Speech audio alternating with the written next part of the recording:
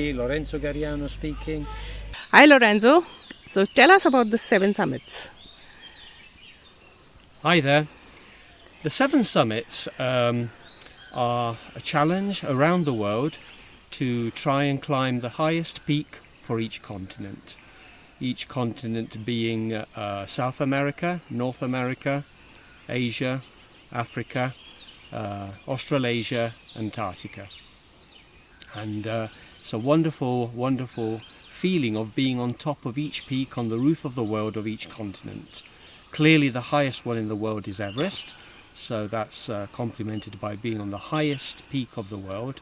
And then, of course, each peak for each continent. As I say, there's only about, when I completed the challenge, there were only about 105, 110 people that have completed that challenge. So Lorenzo, tell us, how do you prepare for the mountaineering expedition? What is the pre-preparation you do? What do you do during the expedition? And how do you deal with the post-expedition blues, if there are any? Sure. From a personal point of view, the preparation depends very much on the difficulty and the height of the mountain. Clearly, if you are to go in the so-called death zone, which is the 8,000 meter range, then it's a completely different type of preparation.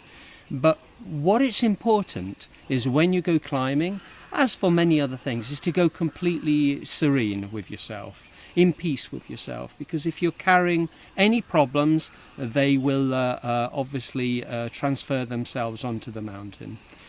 It's very, very important on the mountain. I have a spiritual approach to allow the mountain to let you climb, to let the window open, which is only a small window with the weather, etc. And it's only in that very small window that if all the other factors come into place, your health, the climate, the possibilities of being able to go up, then that you get that opportunity to do it.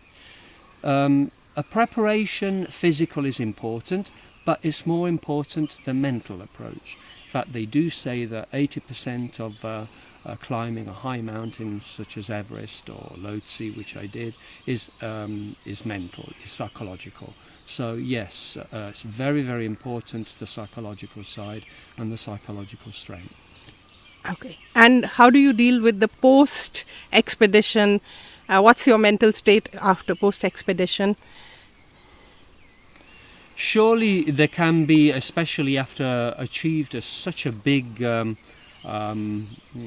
can we put it, when we've arrived at such a big goal in our lives, such as achieving the 7 summits, there can be like an anticlimax. That's the best word to use.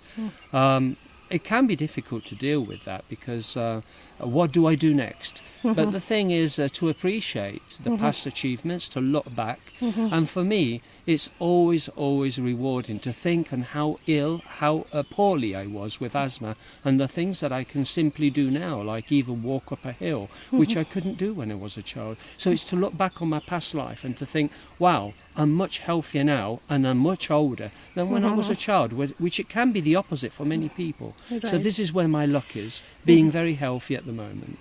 Okay. So tell us something about your relationship with India. My relationship with India started way back in 1985 when I came for a wonderful, wonderful shoestring tour, so-called, with an Irish friend. And we did a wonderful tour of India, and I was smitten with India ever since. But then the connection was with the family of Old Kent Estate when I did my first Everest, and I was introduced by my brother to Mr. Najmuddin, and we became very good friends. So that was the opportunity for me then to come on a more regular basis and visit southern India, because I had visited northern India on a number of occasions. So Lorenzo, you have designed some lovely walking trails in this beautiful plantation by Old Kent. And tell us, how do you go about designing a walking trail? Okay, my experience of designing and creating trekking trails goes back to Nepal, where I placed some beautiful panels and created some trails in the Sagarmatha National Park. There I put some information on geophysical, geological and cultural aspects of of Nepal. So I transferred that knowledge when I came here, and the family obviously asked me how we could improve the look of this estate and create more interest. And this was a wonderful opportunity, being that there are 200 acres, 80 hectares approximately, of a beautiful pristine environment. You couldn't think of a better way than create walking trails and allow people to immerse themselves in this beautiful nature, so that they can observe the birds, they can look at the different plants which we've named, and really get a feel for environment rather than just staying at the cottages. So I created 3 trails: the yellow trail, which is the shortest, the intermediate, which is red, about 4 kilometers long, and then the blue trail, which really gets you into the jungle, and you get to see the largest and oldest tree of the estate, called the Karadimara, the bear tree. Karadimara is the local language, and it's a stunning tree which often people embrace, and it's 28 feet circumference, so it's a wonderful tree. And that trail, the blue trail, is approximately 6 kilometers long, so it's a good 2.5 hours of really getting the atmosphere of the estate by looking at the coffee plantation, the 2 Arabica and Robusta varieties, the cardamom, which is another variety that the estate produces, and the wonderful pepper vines. Right. What do you keep in mind when you design a trail, walking trail? Well, I look at the difficulty, the length, and the ease of access. So creating a variety of trails where one can be so easy and accessible for elderly and even wheelchair-bound people, and others will allow you to go much deeper into the forest and create a little bit more interest, and even if it means a little bit more difficulty, it's more rewarding. So Lorenzo, tell us what motivates you to take on these really tough mountaineering expeditions, and how long do you stay on the summit?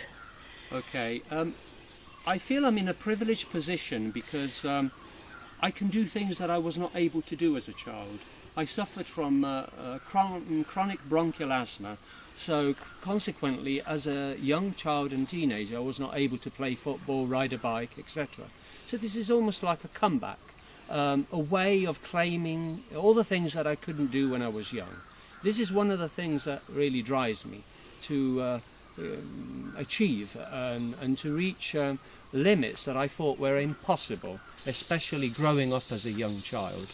And one of the things that has to be said about reaching the summit of, say, Everest, which is the roof of the world, is because it's known as the death zone, you cannot stay there very long. So the maximum I stayed was probably 20 minutes on the summit.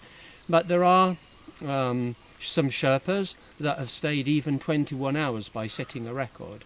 And there is a Sherpa from the village of Tame, which is where I carry out a lot of my solidarity projects for the school. His name, as I said, is Apa Shepa, and he has the record of having summited 21 times Everest. Chomolungma. Great. Thank you, Lorenzo.